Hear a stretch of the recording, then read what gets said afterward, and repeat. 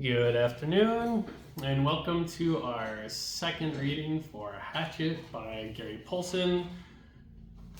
Just like in our first video, we're going to be reading a few pages and looking at vocabulary as it applies for our ESL classes at Park Jeong Language School. I'm Robert Teacher, and we're going to be reading pages 7 through 12 today and taking breaks to look at our read-along vocabulary throughout the lesson. So let's get started. We're starting, for this version of the book, we're going to be starting at page 7, second paragraph, where it says, except for the smell. So that's where we're starting today, page 7, except for the smell. Let's begin. Except for the smell.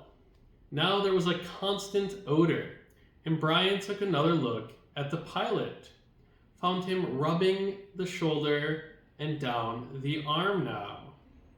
The left arm, letting go, more gas and wincing. Probably something he ate, Brian thought. His mother had driven him from the city to meet the plane at Hampton, where it came to pick up the drilling equipment. A drive in silence, a long drive in silence. 2.5 hours of sitting in the car, staring out the window. Once, after an hour, when they were out of the city, she turned to him. Look, can't we talk this over? Can't we talk this out? Can't you tell me what's bothering you? And there were the words again. Divorce, split, the secret. How could he tell her what he knew? So he had remained silent, shook his head, and continued to stare, unseeing, at the countryside. And his mother had gone back to driving, only to speak to him one more time when they were close to Hampton. She reached over the back of the seat and brought up a paper sack. I got something for you. For the trip.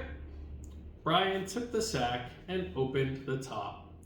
Inside, there was a hatchet, the kind with a steel handle and a rubber hand grip.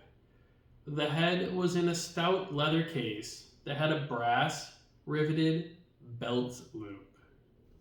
So let's take a break. Hatchet. Hatchet is a small axe with a short handle for use in one hand. So hatchet, small axe for one hand. Chop, chop, chop. Okay. So hatchet, which is also the name of the book. Okay. Let's continue.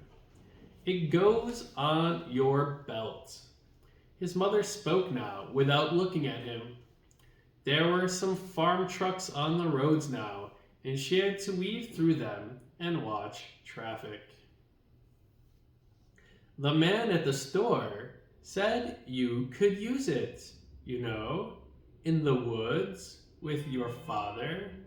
Dad, he thought, not my father, my dad. Thanks, it's really nice. But the words sounded hollow, even to Brian. Try it on. See how it looks on your belt. And he normally would have said no. Would normally have said no. Did it look too hokey to have a hatchet on your belt? Those were the normal things he would say, but her voice was thin, like a sound streaming something thin that would break if you touched it, and he felt bad for not speaking to her. Knowing what he knew, even with the anger, the hot, white hate of his anger at her, he still felt bad for not speaking to her. And so to humor her, he loosened his belt and pulled the right side out and put the hatchet on and re-threaded the belt. Scooch around so I can see. He moved around in the seat, feeling only slightly ridiculous. Okay? Ridiculous. Ridiculous means deserving or inviting derision or mockery, to be absurd, to be silly. So Brian thinks that the hatchet on his belt and turning in the chair in the car, that he looks ridiculous. He looks silly. He looks absurd. Let's continue on page 9. She nodded, just like a scout, my little scout. And there was a tenderness in her voice that she had when he was small, the tenderness that she had when he was small and sick with a cold. She put her hand on his forehead, and the burning came into his eyes again. And he had turned away from her and looked out the window, forgotten the hatchet on his belt, and so arrived at the plane with the hatchet still on his belt. Okay. Scout. She says he looks like a Boy Scout, a scout. A Boy Scout is a boy who is a member of a scout organization that learns outdoor skills, fire making, backpacking, hiking, all sorts of outdoor skills. Of course, a hatchet is a tool scouts would use outdoors. So his mom thinks he looks like a scout. Let's continue on page 9. Because it was a bush flight from a small airport, there had been no security, and the plane had been waiting with the engine running when he arrived, and he had grabbed his suitcase and pack bag and run for the plane without stopping to remove the hatchet. So it was still on his belt. Security. Okay, security is people whose job it is to keep an area safe and secure. This is airport security. But remember, Brian is on a bush plane, the Cessna we saw last video, and because of that, he didn't have to do security. So he forgot the hatchet on his belt. If you went to this security with the hatchet, they would stop you. But on the small plane, no security, so he still has the hatchet. Okay, let's keep reading on page 9. At first, he had been embarrassed, but the pilot had said nothing about it. And Brian forgot it as they took off and began flying. More smell now, bad. Brian turned again to glance at the pilot, who had both hands on his stomach and was grimacing in pain, reaching for the left shoulder as Brian watched. Don't know, kid. The pilot's words were a hiss, barely audible. Bad aches here. Bad ache. Thought it was something I ate, but... He stopped as a fresh spasm of pain hit him. Even Brian could see how bad it was. The pain drove the pilot back into the seat, back and down. I've never had anything like this. The pilot reached for the switch on his mic cord, and his hand coming up in a small arc from his stomach, and he flipped the switch and said, "This is flight 46. And now a jolt shook him like a hammer blow, so forcefully that he seemed to crush back into the seat. And Brian reached for him, could not understand at first what it was, could not know. And then he knew. Brian knew. The pilot's mouth went rigid. He swore and jerked a short series of slams into the seat, holding his shoulder now. Swore and hissed chest. Oh God, my chest is coming apart. Brian knew now. The pilot was having a heart attack. Brian had been in the shopping mall with his mother when a man in front of Paisley's store had suffered a heart attack. He had gone down and screamed about his chest. An old man, much older than the pilot. Brian knew. The pilot was having a heart attack. And even as the knowledge came to Brian, he saw the pilot slam into the seat one more time. One more awful time. He slammed back into the seat and his right leg jerked. pulling the plane to the side in a sudden twist, and his head fell forward, and spit came. Spit came from the corners of his mouth, and his legs contracted up into the seat, and his eyes rolled back in his head until there was only white. Okay. A heart attack. So when a part of the heart muscle doesn't get enough blood, okay? When a part of the heart doesn't get enough blood, a heart attack. So in the story, the pilot has a heart attack. Some symptoms include massaging his shoulder, massaging his arm, body gas or farting, and then pain in the chest and his body spasming. These are all signs of a heart attack. And Brian had seen a heart attack before, so he knows this is a heart attack. Let's go back around page 11. Only white for his eyes, and the smell became worse, filled the cockpit, and all of it so fast, so incredibly fast, that Brian's mind could not take it in at first. He could only see it in stages. The pilot had been talking just a moment ago, complaining of the pain.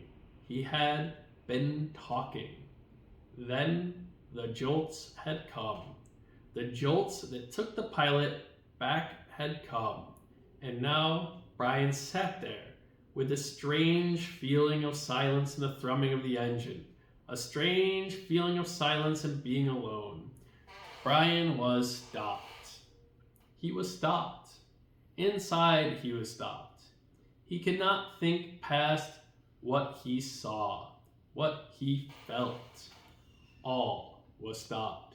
The very core, the very center of Brian Robeson was stopped and stricken with a white flash of horror. A terror so intense that his breathing, his thinking, and nearly his heart had stopped. Stopped. Seconds passed. Seconds that became all of his life. And he began to know what he was seeing. Began to understand what he saw. And that was worse. So much worse that he wanted to make his mind freeze again.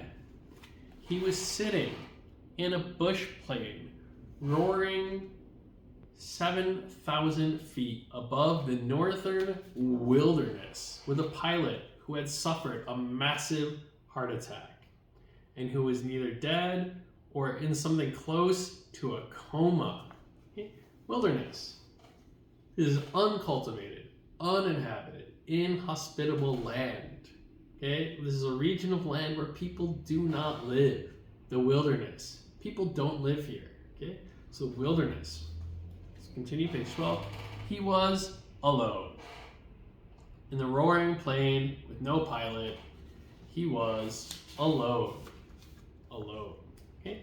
No one else is present. It's just Ryan in an airplane above the wilderness, alone.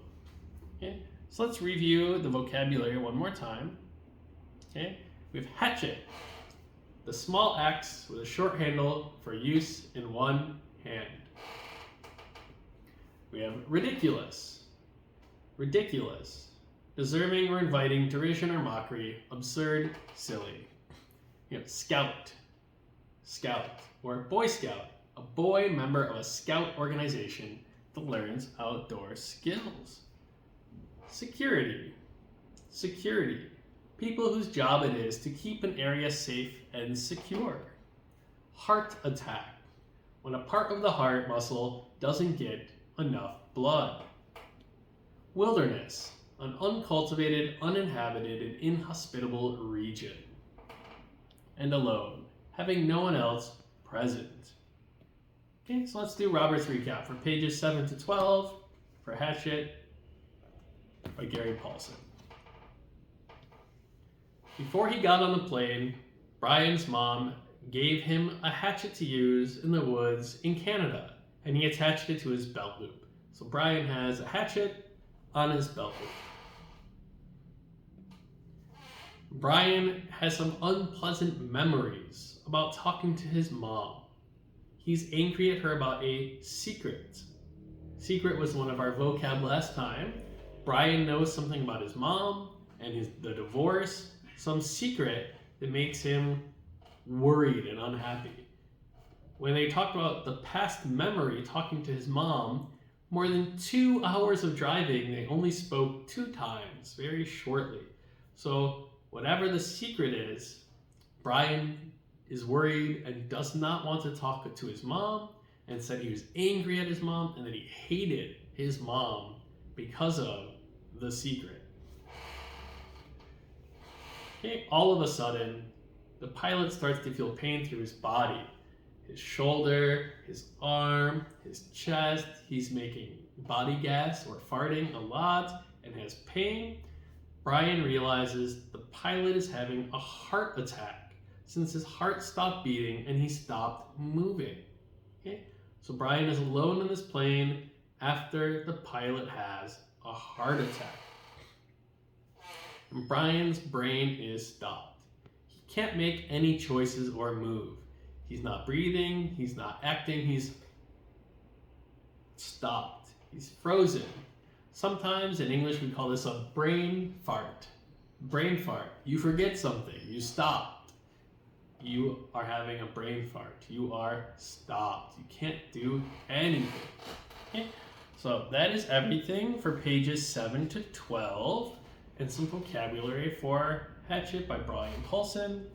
Okay, we'll see you next time where we start chapter 2. See you next time.